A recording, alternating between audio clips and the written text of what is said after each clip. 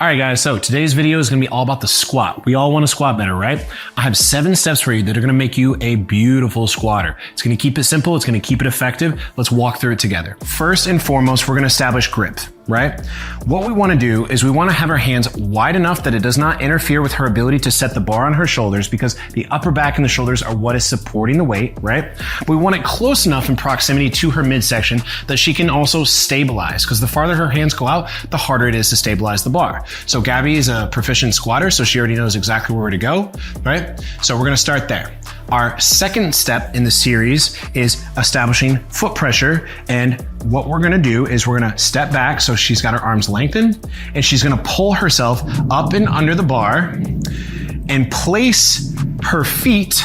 If you were to look at her directly from the side, the bar should be directly over the middle of her foot. The middle of your foot is right where you tie your shoe. This puts good even pressure and balance for the bar. Third step in our 7-step series is pelvic position or hip muscle activation. What she's gonna do is she's gonna squeeze her glutes just a little to tuck her pelvis. It doesn't have to be exaggerated. And what that does is it gets the glute muscles engaged, and that helps support the entire structure of her spine, which is supporting the bar. Fourth step is going to be core muscles. Now, what we want to do to get these core muscles engaged, so she has her rectus abdominal muscle, she's got obliques, she's got her transverse abdominal muscle, is we actually want to breathe out. I know that seems counterintuitive to what a lot of people think when it comes to breathing and bracing, but if we want to get the ab muscles engaged, what we need to do is we need to breathe out by making a small space with our mouth. She's going to breathe out forcefully. The small space makes her core muscles work harder to essentially push air out of her lungs using her diaphragm.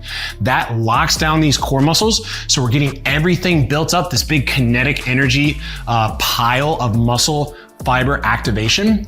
And then from there, we're gonna look at head position. So what we wanna do is we wanna tuck the chin straight back. So that's retraction of the upper neck muscles. That also helps stabilize this upper back, and that's gonna hold the bar in place. Her last 2 steps now are gonna be the walkout.